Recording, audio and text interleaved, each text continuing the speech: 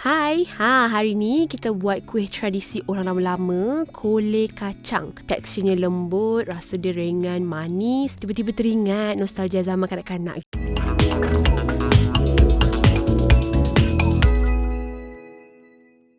Senang je cara nak buat dia. Pertama, rebus 2 cawan air. Sementara tu, kita kikis gula Melaka untuk dapatkan hirisan yang halus, ketul-ketul kecil macam ni. Dah dapat ketulan yang kecil-kecil tu, kita larutkan dia dalam air rebusan tadi. Tambahkan gula perang, daun pandan yang disimpul. Tunggu sampai gula Melaka larut sepenuhnya. Kacau, tutup periuk selama 5 minit. Bila larutan dah mula pekat, tutup api, tapis dan biarkan dia sejuk sekejap. Untuk buat tahi minyak, korang kena panaskan kuali, masukkan krim kelapa pekat, tambahkan garam untuk bagi rasa lemak lagi. Kemudian kacau sampai pecah minyak. Kita nak pastikan tekstur berketul, warna keperangan macam ni. Tapis tahi minyak tadi untuk buang lebihan minyak. Dalam dulang pembakar, ratakan minyak kelapa tadi dalam permukaan kertas sebab tak nak bagi dia melekat. Untuk buat butter, masukkan tepung kacang hijau, garam dan santan kelapa. Sambil kita masukkan santan tu, sambil tu juga tangan kita tak boleh berhenti mengacau tau. Masukkan adunan tadi dalam kuali panas, kemudian masukkan larutan gula Melaka. Sama macam teknik tadi, sambil masuk gula Melaka, sambil tu tangan tak boleh berhenti kacau. Kacau dalam api perlahan sampai adunan betul-betul pekat. Tambah sikit minyak kelapa dan kacau sampai jadi berketul-ketul macam ni. Teruskan lagi mengacau, nak bagi tekstur dia lebih pekat dan licin. Masukkan adunan dalam dulang pembakar, ratakan permukaan, tuang tahi minyak yang kita dah buat tadi atas permukaan adunan dan pastikan semuanya rata. Biarkan ia sejuk dalam 2 jam, barulah boleh hidang.